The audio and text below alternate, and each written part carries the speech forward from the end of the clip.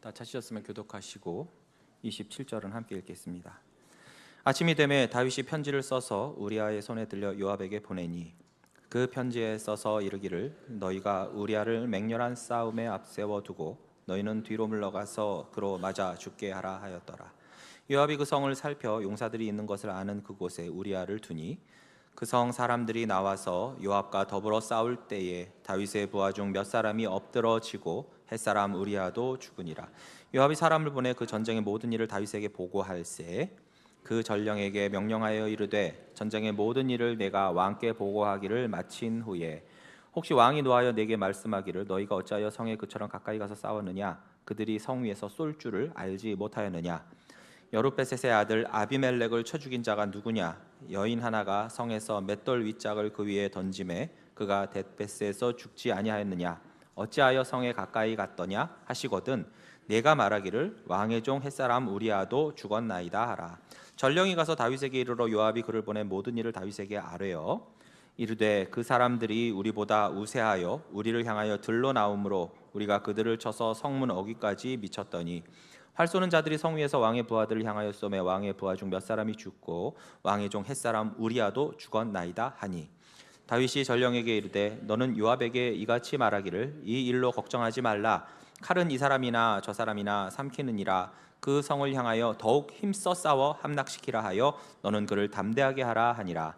우리아의 아내는 그 남편 우리아가 죽었음을 듣고 그의 남편을 위하여 소리내어 우니라. 함께 읽겠습니다. 그 장례를 마침에 다윗이 사람을 보내 그를 왕궁으로 데려오니 그가 그의 아내가 되어 그에게 아들을 낳으니라. 다윗이 행한 그 일이 여호와 보시기에 악하였더라. 아멘. 그 스페인의 화가 그 엘리아스 가르시아 마르티네스라는 그 사람이 그린 작품 중에 에케 호모, 즉 이 사람을 보라라는 그림이 있습니다. 요한복음 19장 5절에 이에 예수께서 가시관을 쓰고 자색 옷을 입고 나오시니 빌라도가 그들에게 말하되 보라 이 사람이로다 이 사람을 보라 이 말씀에 영감을 얻어서 그린 거예요. 그런데 이 그림이 세월이 흐르고 또 이 그림이 프레스코화거든요. 그러니까 회반죽이 굳기 전에 거기다 이제 물감을 칠하고 이제 굳혀서 완성시키는 그림이라서 이것이 습기에 굉장히 취약합니다. 그러다 보니까 시간이 흐를수록 점점 훼손이 심해졌어요. 그래서 여러분이 보시듯이 원래는 여러분 좌측의 그림인데 이게 막 세월이 흐르고 이제 습기가 들어가서 떨어져 나가고 막 곰팡이 슬고 그래서 저렇게 좀 훼손이 많이 됐어요. 자, 됐습니다. 그랬는데 이 벽화가 있는 성당 인근에 사는 세실리아 히메네스라는 할머니가 자기가 그림을 좀 잘 그리니까 내가 좀 복원을 해보겠다고 손을 대기 시작했는데 손대면 어떻죠? 뭘 독하고 터져요. 손을 대면 될수록 점점 이 그림이 이상해지고 상태가 악화가 되더니 결국 최종적으로는 저렇게 되고 말았습니다. 예, 빨리 치워주세요. 아유 흉측해. 이게 프레스코화이기 때문에 더 이상은 이제 원래로 되돌릴 수가 없어요. 안타깝죠? 그래도 이건 그저 그림일 뿐이에요. 그렇죠? 그런데 우리가 지난주 보았던 다윗은 어떻습니까? 그가 자신의 죄를 감추기 위해서 악을 덮기 위해서 자꾸만 또 다른 악을 또 다른 죄를 계획하고 실행에 옮깁니다. 마치 말도 안 되는 색깔로 덧칠하고 두껍게 막 칠하듯이 말이죠. 다윗이 자신의 범죄함을 숨기려고 이런저런 꼼수를 부릴 때마다 하나님께서는 그에게 브레이크를 밟을 수 있는 기회를 여러 번 주셨어요. 즉 여러 번 멈출 수 있는 기회가, 돌이킬 수 있는 기회가 분명히 다윗에게 있었음에도 불구하고 다윗은 그의 내면에서 일어나는 그 성령의 소욕은 거스르고 오직 육체의 소욕만을 따라서 죄를 선택하고 말았죠. 그러면서 점점 그의 죄의 무게는 커져만 갔습니다. 사실 우리 안에서도 늘 이 두 소욕이 싸웁니다. 중간은 없어요. 뭐 정치에는 중도니 뭐니 이런 말이 있을지 모르겠지만 우리 내면에는 중도란 있을 수가 없습니다. 육체냐 성령이냐 둘 중 하나예요. 갈라디아서 5장 17절 말씀대로 육체의 소욕은 성령을 거스르고 성령은 육체를 거스르나니 이 둘이 서로 대적함으로 너희가 원하는 것을 하지 못하게 하려 함이니라. 그런데 우리가 성령이 원하시는 것을 따르기를 거부하고 육체의 소욕을 죄를 선택해서 따르게 되는 순간 어떻게 됩니까? 이성이 막 마비돼요. 앞날에 벌어질 그 큰 범죄 결과를 보지도 못해요. 오직 현재에만 급급하게 됩니다. 그래서 호미로 막을 수 있는 것도 나중에 가래로도 못 막게 돼요. 여러분, 우리 거짓말이 그렇지 않습니까? 처음에 작은 거짓말 했을 때 그 즉시 그 잘못을 인정하고 용서를 빌면 금방 끝날 수도 있는 일인데도 그 거짓말을 어떻게든 덮어보려고 더 큰 거짓말을 하고 또 그 거짓말을 또 덮으려고 더 큰 거짓말로 덧칠을 해요. 그래서 하나의 거짓말을 덮기 위해서는 7개의 거짓말이 필요하다는 말도 있습니다. 마치 아까 그 원본 그림에다가 말도 안 되게 물감을 덧칠해서 망친 것처럼 회복 불가능할 정도로, 그래서 처음 상태로 돌아갈 수 없듯이 말이죠. 자신이 계획한 그 불의한 일들, 악한 일들, 범죄 계획 등이 만약에 어긋나고 계속 뜻대로 안 된다면 어떤 생각을 할 수 있을까요? 아, 이거 하나님이 막으시나 보다. 하나님이 그만하라는 사인 아니야? 그러면서 멈출 줄을 알아야 되는데 그 총명했던 다윗이 그러질 못하고 있습니다. 그러면서 그 순간만큼은 하나님은 까맣게 잊혀졌어요. 그러더니 어느 때부터인가 이젠 하나님이 자기를 그냥 내버려 두시는 것 같아요. 그 결과 자기가 원하던 대로 일사천리로 일이 진행이 잘 됩니다. 다윗 입장에선 좋겠죠. 자기 뜻대로 되니까. 그런데 이것은 바로 하나님의 방임, 하나님의 내버려 두심으로 인한 것이라면 어떻게 될까요? 로마서 1장 24절 말씀대로 그러므로 하나님께서 그들을 마음의 정욕대로 더러움에 내버려 두사 그들의 몸을 서로 욕되게 하셨으니, 28절에도 보시면 또한 그들이 마음에 하나님 두기를 싫어하며 하나님께서 그들을 그 상실한 마음대로 내버려 두사 합당하지 못한 일을 하게 하셨으니. 여러분, 여기서 공통된 단어가 뭐죠? 내버려 두사예요. 내버려 두사. 더러움에 내버려 두사, 그 상실한 마음대로 내버려 두사. 여러분, 우리가 이렇게나마 지금 사는 것은 하나님이 그때그때 제어해 주시고 태클을 걸어 주시고 막으시고 브레이크 잡아 주시고 그래서 이만큼이라도 사는 거지, 그냥 내버려 두고 그냥 방치해 두면요 우리 인생은요 아주 똥간이 됩니다. 하나님이 제어하시고 찔림을 주시고 가책을 주시고 양심의 쓰라림을 주시고 말씀이 생각나게 하시고 그게 얼마나 감사한지를 우리는 깨달아야 돼요. 그러나 우리는 아우 귀찮아, 나 좀 내버려 둬요 좀, 이렇게 하는데 만약에 하나님이 그래?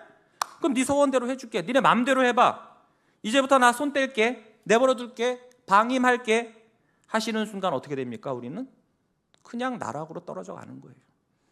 문제는 그렇게 나락으로 떨어져 가면서도 뭐라고 해요? 와, 이제 드디어 내 마음대로 할 수 있게 됐어. 야, 이제 난 자유야. 이제 하나님의 거추장스러운 그런 손길이 없어졌어. 좋아라 하지요.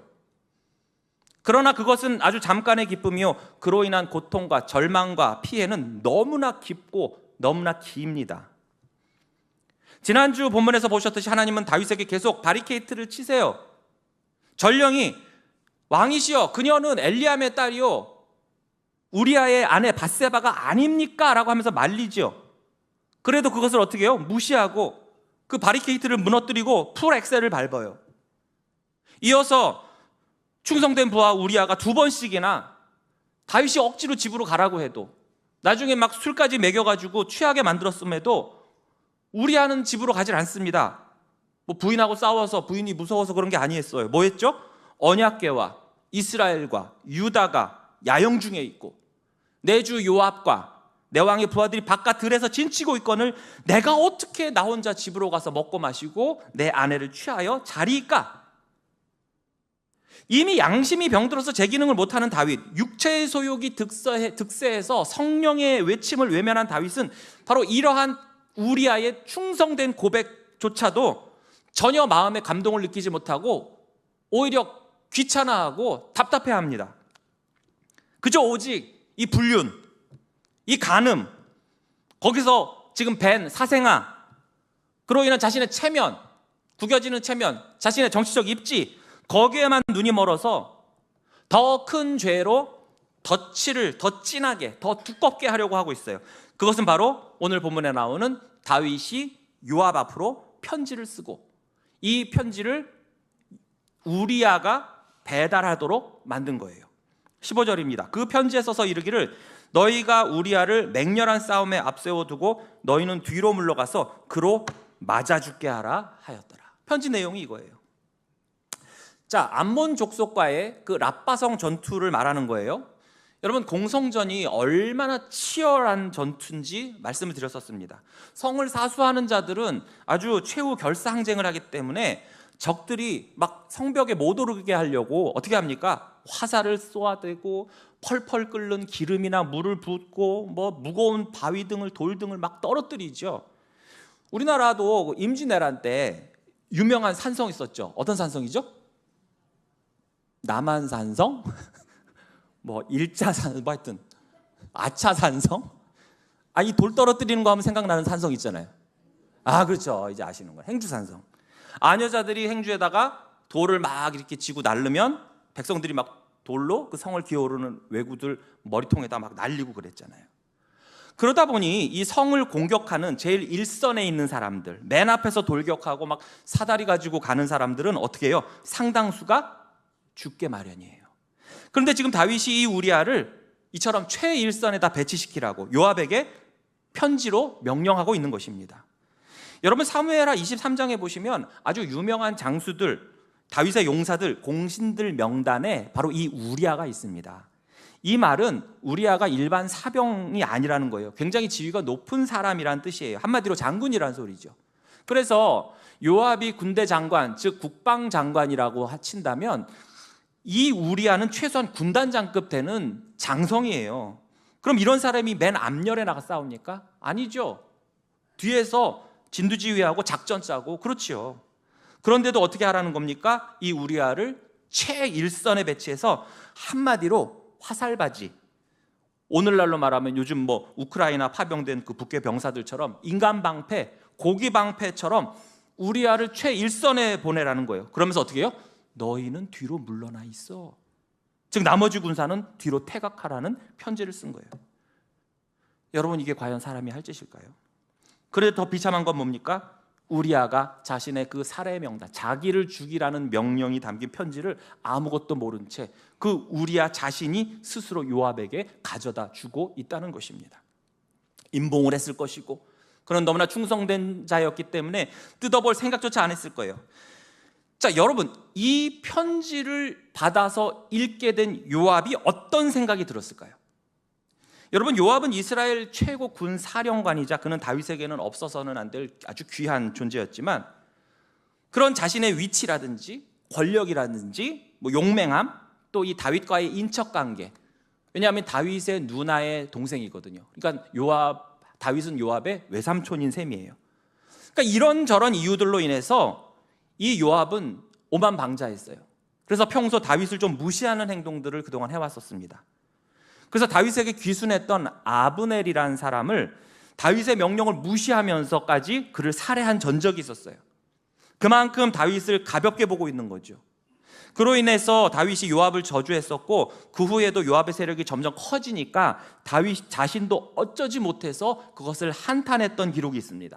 사무엘하 3장 39절에 보시면 내가 기름 부음을 받은 왕이 되었으나 오늘 약하여 수르야의 아들인 이 사람들을 제어하기가 너무 어려우니 여호와는 악행한 자에게 그 악한 대로 갚으실지로다 하니라. 자, 이런 배경하에서 다윗은 요압에게 이처럼 교활한 살인교사를 편지를 보내고 있으니 요압 입장에서는 어떨까요? 다윗이 왕이기 때문에 명령을 듣긴 하지만 이때부터 이 요압은 다윗에 대해서 어떻게 생각합니까? 경멸했을 것입니다. 왕으로서 제대로 인정하지 않았을 거예요.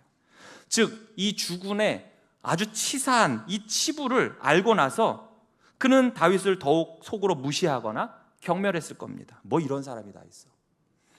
그래서 나중에 다윗이 반역했던 아들 압살롬을 절대 잡아서 생포해서 죽이지 말아달라고 그렇게 부탁을 했는데 어떻게 해요? 보란듯이 죽여버려요. 그리고 나중에 다윗의 다른 아들인 아도니아가 반역을 할 땐 그때는 어떻게 합니까? 과감히 그 반역에 동참을 해요, 요압이. 그러니까 이 모든 일이 복합이 돼서 다윗은 나중에 죽을 때 유언으로 솔로몬에게 저 요압을 죽이라고 명령을 하죠. 그러니까 이 모든 비극의 시작이 이렇게 간악하고 간교한 다윗의 살해교사 편지에서부터 비롯되었다고 볼 수가 있는 거예요. 그리고 이에 대한 요압의 보고 과정이 더 충격적입니다. 요압은 머리가 굉장히 비상한 사람이었어요. 다윗의 속마음까지도 다 꿰뚫어 보고 있었습니다. 혹시나 이 전투에서 수많은 전사자, 부상자가 나와서 그걸 다윗에게 보고하다가 다윗이 혹시나 진노를 해가지고 왜 이렇게 많이 군사들이 죽었어? 그렇게 위험하게 성 밑에 가서 싸우는 놈들이 세상에 어디 있냐? 응? 이 병법도 모르는 놈들아. 그렇게 가까이 가서 싸우면 성 위에서 당연히 화살이 날라오고 돌이 날라오겠지. 그럼 당연히 우리 아군들의 피해가 막심하겠지. 사사기 9장에 나오는 그 기드온의 아들인 아비멜렉이 그 부주의하게 성 아래까지 가까이 가서 싸우다가 그만 여자가 던진 그 맷돌에 맞아 죽은 거 읽어보지 못했어? 기억하지 못해?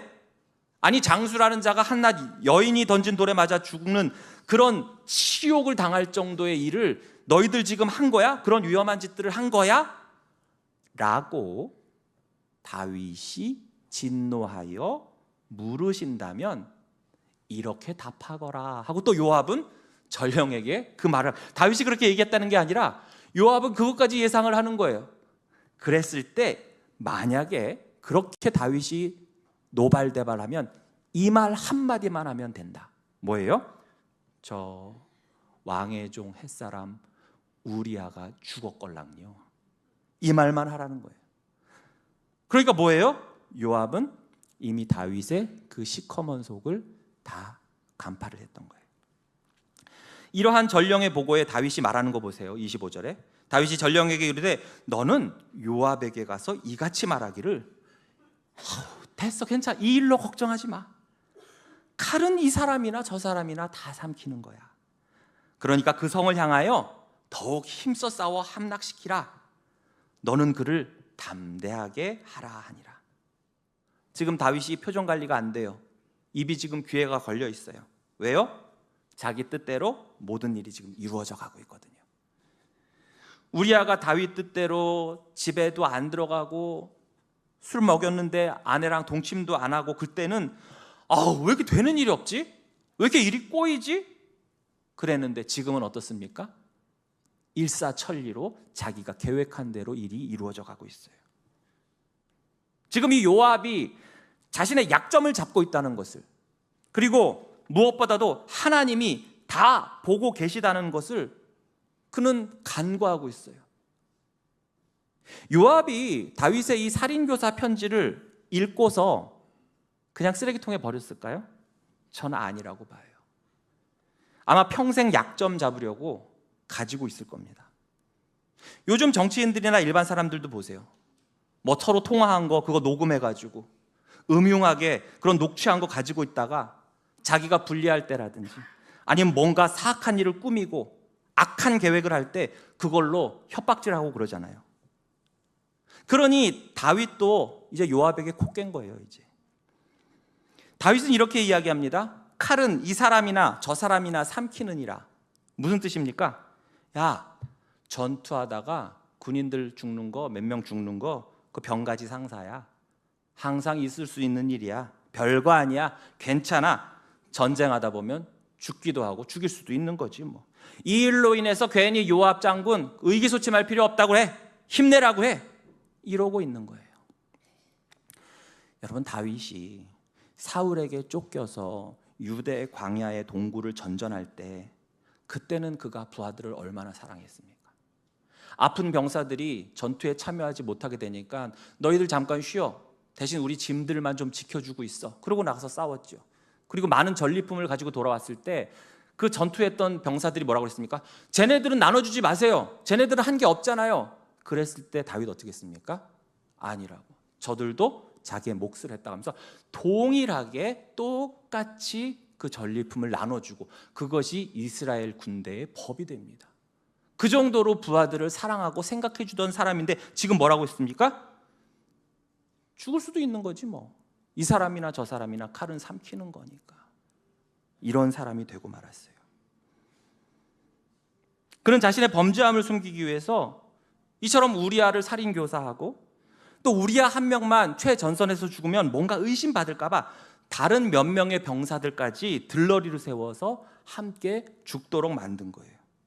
그리고 나서 우리아의 장례가 끝나자마자 냉큼 밧세바와 결혼을 하죠. 왜 이렇게 서두릅니까? 임신을 했으니까. 나중에 낳더라도 한두 달 일찍 태어나더라도 둘러대면 정말 완벽한 완전 범죄가 되거든요. 다윗의 아이라고 말할 수가 있어요.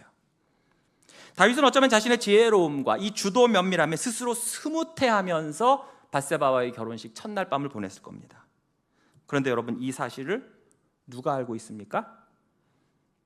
다윗이 자신이 알고 있어요. 밧세바가 알고 있어요. 요압이 알고 있어요. 밧세바를 데려온 전령이 알고 있고, 밧세바가 자기 임신 소식을 전했던 그 누군가도 알고 있어요. 그리고 무엇보다도 누가 아십니까? 하나님이 아십니다. 옛날 중국의 후한 시대에 학식과 덕망이 아주 뛰어나고 청렴결백으로 유명한 양진이라는 사람이 있었어요.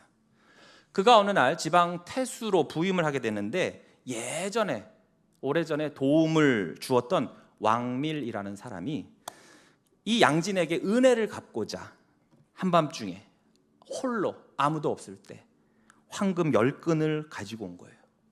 그러면서 한밤중에 저만 혼자 왔으니까 아무도 모릅니다. 아무도 본 사람이 없습니다. 그러니 안심하고 받으십시오라고 얘기를 해요. 그러자 이에 양진이 크게 꾸짖으면서 다음과 같이 말했습니다. 천지신지하고 자지아지하니 하위무지라. 하늘이 알고 신이 알고 그대가 알고 내가 아는데 어찌 아는 사람이 없다고 하겠는가.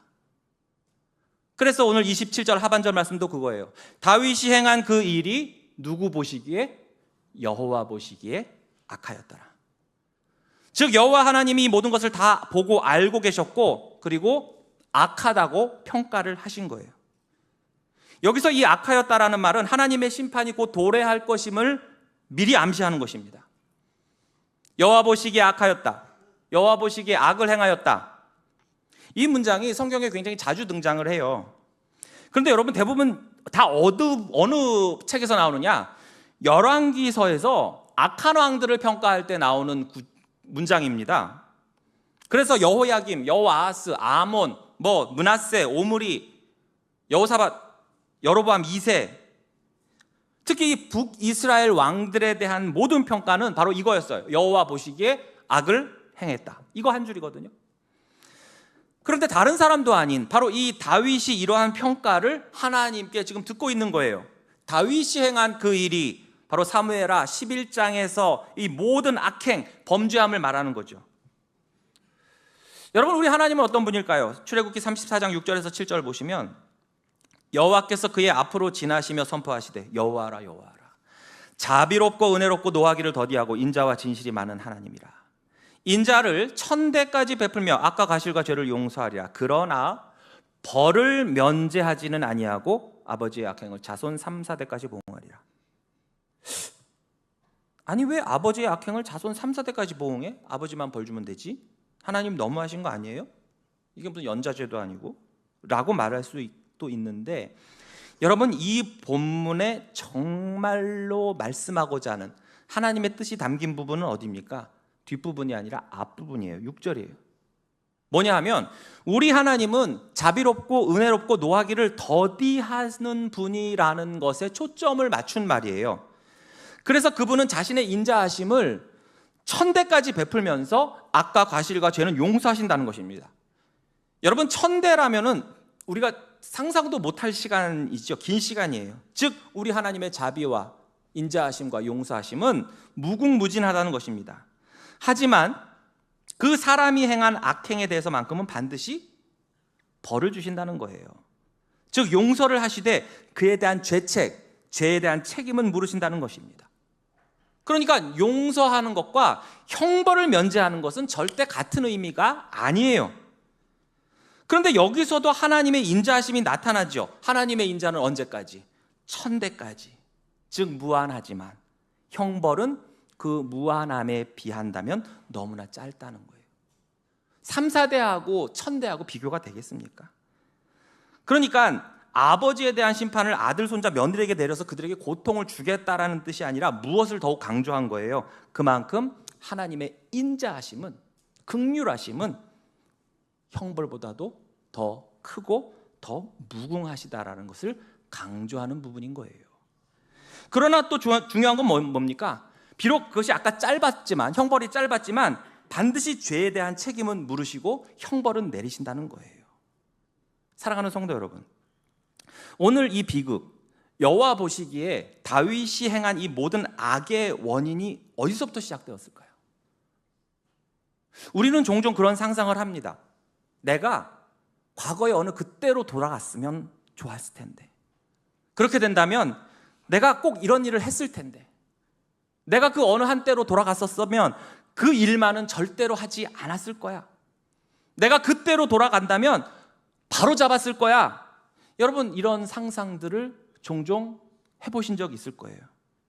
여러분도 내가 과거 그때로 돌아갈 수만 있다면 하는 어떤 지점이 있으십니까?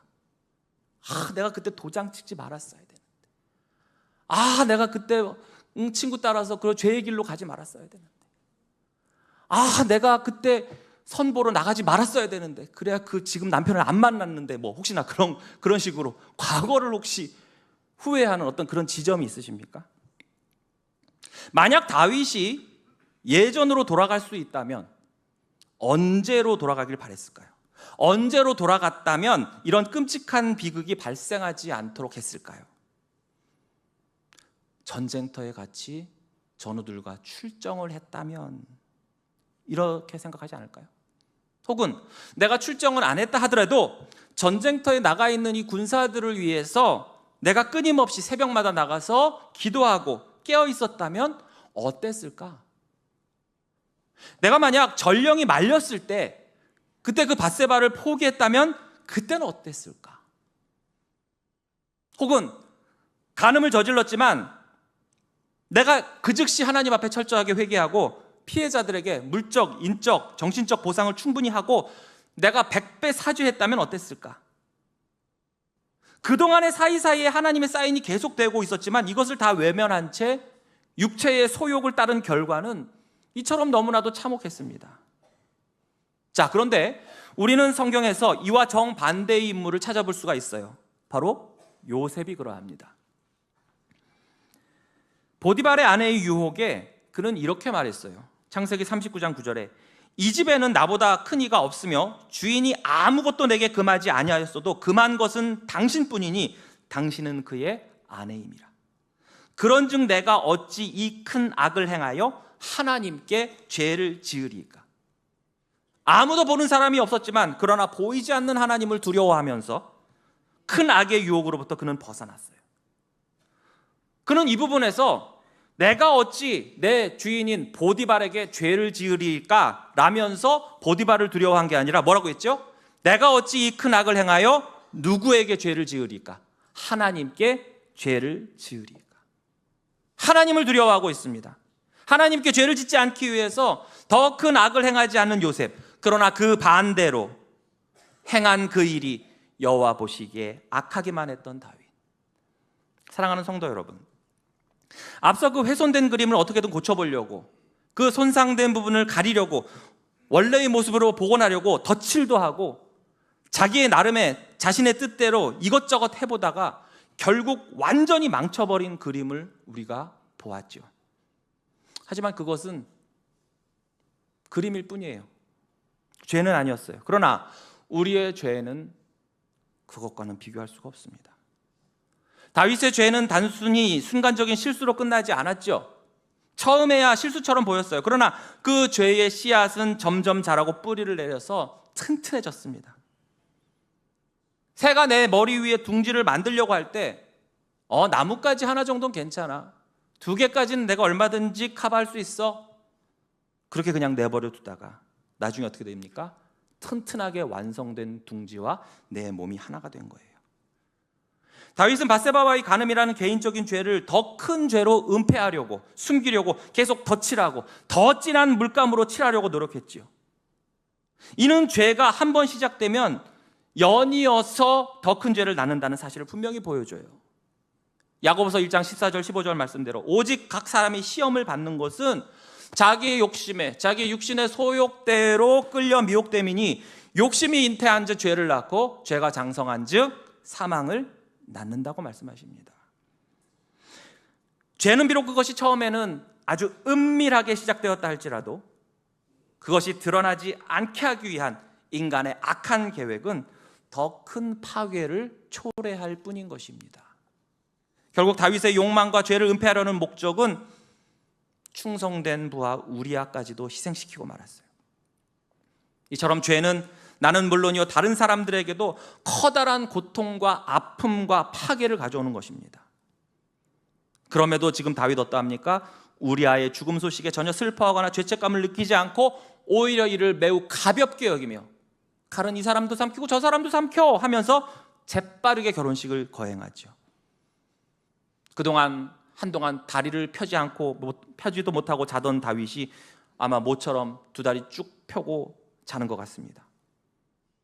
이처럼 죄를 덮기 위한 인간의 노력이 잠시의 안도감을 우리에게 줄 수 있을지 모르겠지만 그러나 그 죄는 여전히 하나님께서 아시고 그분 앞에 밝히 드러날 수밖에 없다는 것을 우리는 깨달아야 할 것입니다. 전도서 12장 14절 말씀대로 하나님은 모든 행위와 모든 은밀한 일을 선악간에 심판하신다고 말씀하셨어요. 다윗은 인간적으로 자신의 죄를 감출 수 있었을지 모르겠지만 하나님은 그의 모든 행동들을 그 중심까지 꿰뚫어 보고 계시죠. 우리도 마찬가지입니다. 우리는 하나님의 눈앞에서 아무것도 숨길 수가 없어요. 히브리서 4장 14절 말씀대로 지으신 것이 하나도 그 앞에 나타나지 않음이 없고 우리의 결산을 받으실 이의 눈앞에 만물이 벌거벗은 것 같이 드러나느니라. 아멘. 사랑하는 성도 여러분, 솔직히 우리에겐 죄의 유혹을 이길 수 있는 힘이 없어요. 하지만 성령께서 우리의 삶을 인도하시도록 기도하고 매달리고 간구하고 의지할 때 비로소 우리는 하나님의 뜻에 따라 살 수 있는 것입니다. 갈라디아서 5장 16절 말씀에 내가 이루노니 너희는 성령을 따라 행하라. 그리하면 육체의 욕심을 이루지 아니하신다고 말씀하셨습니다. 내가 이루노니 너희는 너의 자기 의지에 따라서 네 노력에 따라서 네 능력에 따라서 행하라고 하지 않으셨어요. 오직 성령을 따라서 행하라. 그때 비로소 육체의 욕심을 이루지 않는다고 말씀하셨습니다. 이것은 바로 성령께서 우리를 도우시고 인도하신다는 뜻입니다. 죄를 덮으려는 시도는 더 큰 악을 낳고 하나님 앞에서는 어떠한 죄도 감춰줄 수가 없어요. 인간의 연약함과 죄악에도 불구하고 하나님의 공의는 이번 한 번만 봐줄게 이런 식으로 타협하지 않아요. 그와 함께 죄에 대한 책임은 반드시 물으십니다. 우리는 자신의 죄를 숨기고 정당화하려는 유혹에 빠지기가 무척 쉬워요. 그러나 하나님께 죄를 자백하고 회개할 때 비로소 진정한 용서와 회복과 치유가 이루어지는 줄로 믿습니다. 죄를 은폐하거나 합리화하지 않고 하나님 앞에 솔직히 고백하며 잘못을 회개하는 시간을 이 예배를 통해서 또한 나만의 골방에서 광야에서 한적한 시간을 정해서 꼭 가지시기를 바랍니다. 또한 영적으로 내가 나태해질 때 죄의 문이 열리고 바로 죄에 빠질 가능성이 높아짐을 우리는 계속 다윗을 통해서 보고 있어요. 말씀과 기도로 자신의 마음을 점검하면서 영적인 긴장감을 항상 유지하시기를 바랍니다. 그러면서 내가 약한 부분이 무엇인지, 내가 정말 연약한 부분이 무엇인지 늘 깨어 인식하면서 이거에 대해서 정말 내가 믿을 만한 기도의 동역자에게 말하고 기도해달라고. 아무 사람한테나 말하면 소문만 나요. 정말 내가 믿을 수 있고 정말 기도해 줄 수 있는 분에게 내가 이런 점이 약해, 권사님 나 이 부분이 약해, 집사님 나 이 부분에 있어서 정말 기도해 줘야 돼. 그렇게 함께 기도하며 서로를 경계해 주시기 바랍니다. 이렇게 죄의 기회를 차단할 수 있는 지혜로운 선택을 하는, 그래서 정결하고 거룩한 우리 천호 공동체를 이루는 모든 성도님들 되시기를 주님의 이름으로 축복합니다. 기도하겠습니다. 하나님 아버지 은혜와 사랑을 감사드립니다. 그 대단했던 다윗이 자신의 그 죄를 숨기려고 온갖 사악한 행동을 하고 또한 그 죄 앞에서 무릎 꿇는 연약함을 봅니다. 하나님, 저 또한 죄를 숨기고 합리화하려 하지만 그러나 그 모든 것이 하나님 앞에 다 드러나게 됨을 고백합니다. 나의 죄를 하나님 앞에 온전히 내려놓고 고백하며 용서와 치유와 회복을 구하오니 주여 불쌍히 여겨 주시옵소서. 저에게 맡기신 위치와 역할을 겸손히 감당하게 하시고 또한 어떠한 유혹과 미혹도 이길 수 있는 힘과 지혜를 성령께서 허락하여 주시옵소서. 날마다 주님의 뜻 안에서 살아가게 하시고 나의 삶을 통해서 주님의 영광을 가리는 것이 아니라 오직 하나님께만 영광 돌리는 그러한 삶 될 수 있도록, 그러한 우리 교회 될 수 있도록 은혜 내려 주시옵소서. 이 모든 말씀 우리 예수 그리스도의 이름으로 기도하옵나이다. 아멘. 다 함께 찬송가 278장 부르시면서 준비하신 예배를 하나님께 드리겠습니다.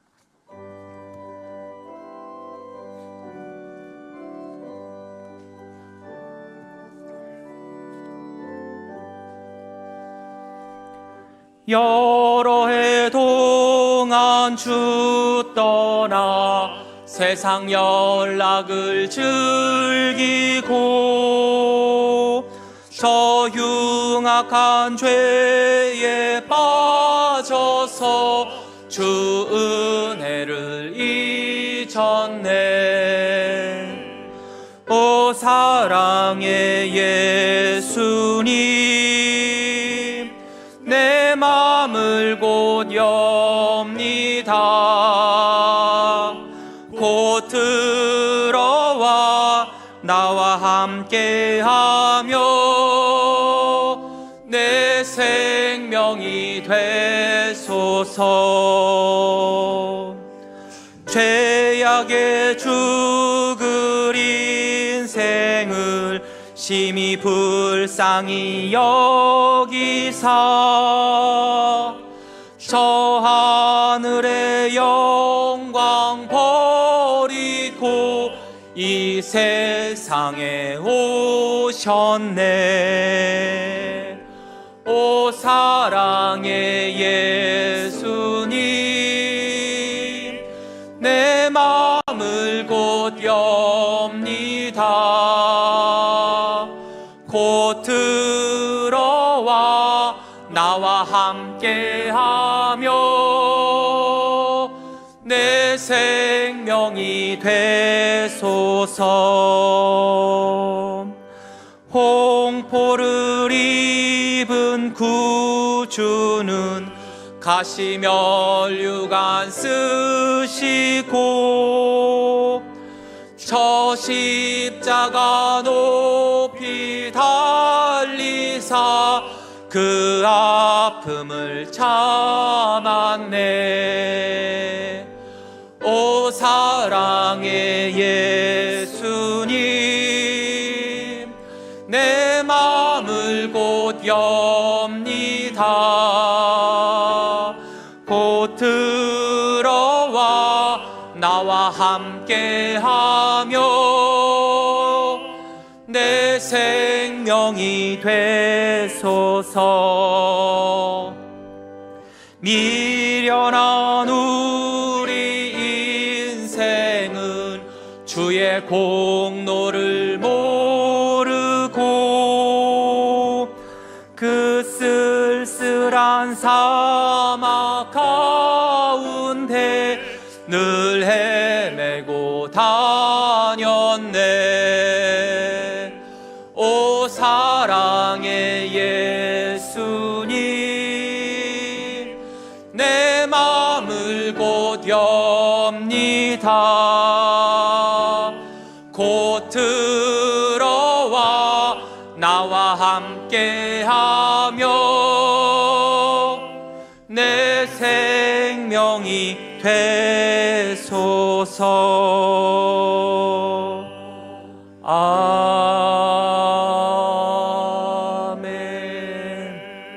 드린 예물 위해서 기도합니다. 하나님 아버지, 은혜와 사랑을 감사드립니다.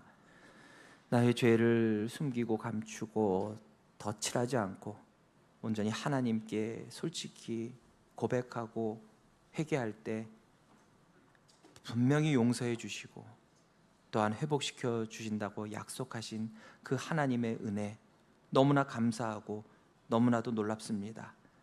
그 은혜에 감사하여 우리의 목숨과도 같은 물질을 정성껏 구별하여 하나님께 올려드리오니 기뻐 흠양하여 주시옵소서. 주일헌금 11조 감사 선교 구제 장학 전도 리모델링 헌금 등 이러한 예물들 정말 주님 앞에 자원하는 심령으로 기쁨으로 드렸사오니 주님도 기뻐 받아주시옵고 주님 기뻐하시는 곳에 아름답게 선하게 또 영혼 구원하는데 잘 쓰여질 수 있도록 주께서 끝까지 인도하여 주시옵소서. 나라를 지켜 군에 가 있는 청년들과 자신의 자리에서 최선을 다해 일하는 우리 아들과 딸들, 해외 및 타 지역에 나가 있는 자녀들도 눈동자처럼 보호하여 주시옵고 그들의 마음에 믿음의 믿음을 더하여 주셔서 언제든지 하나님 앞에 자신의 죄를 고백하며 하나님의 용서를 받고 그로 인해서 다시금 회복될 수 있는 우리의 자녀들 될 수 있도록 하나님 함께하여 주시옵소서. 세속의 물결 속에 어려운 상황 속에서도 그리스도인의 정체성을 지켜가며 학업을 수행하는 우리의 다음 세대들 어린 자녀들을 지켜보아여 주셔서 그들의 일평생 하나님의 선하신 인도하심을 날마다 경험케 하여 주시옵소서. 독감으로 긴 병으로 노안으로 아픔을 겪고 있는 성도들이 있습니다. 사고로 입원한 성도들, 수술을 앞두거나 수술 후에 재활하고 있는 성도들, 또한 긴 병 곁에서 간병하느라 육신과 마음이 지쳐가고 경제적으로 어려운 그 가족들까지 모두 다 주님께서 어루만져 주시고 낫게 하여 주시고 치유하여 주셔서 속히 회복되어 다 같이 모여 함께 춤추며 예배하는 그날도 우리에게 허락하여 주시옵소서. 이 모든 말씀 우리 주 예수 그리스도의 이름으로 기도하옵나이다. 아멘.